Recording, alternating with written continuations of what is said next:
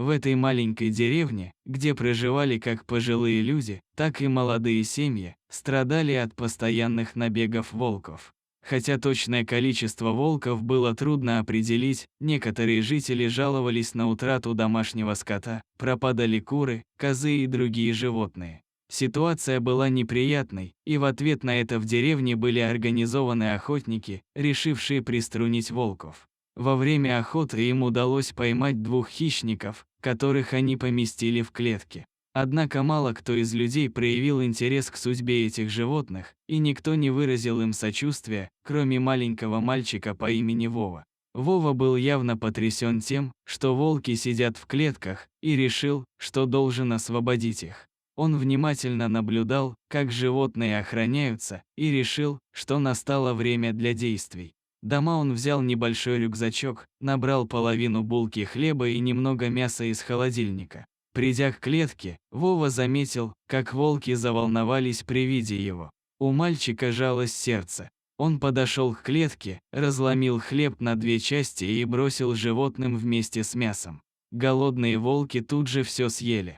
Вова начал размышлять о том, как освободить волков из клетки. Найти ключ было невозможно, поэтому мальчик решил обойти клетку и проверить ее на наличие повреждений. И вот удача улыбнулась Вове. Было несколько ржавых прутьев, которые он смог бы рожать своими силами.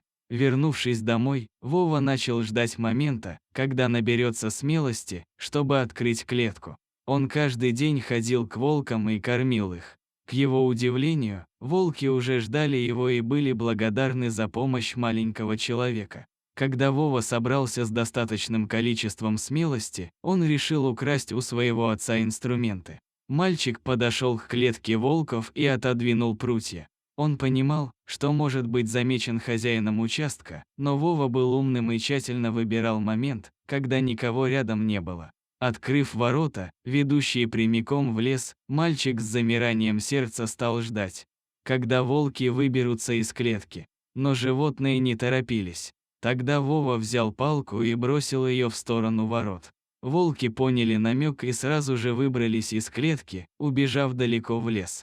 В тот вечер все население деревни было озадачено вопросом о том, кто мог открыть и выпустить опасных хищников. Вова никому не признавался, и главное, что набеги на домашний скот прекратились. С тех пор прошло уже 2 года с того времени, как мальчик спас животных.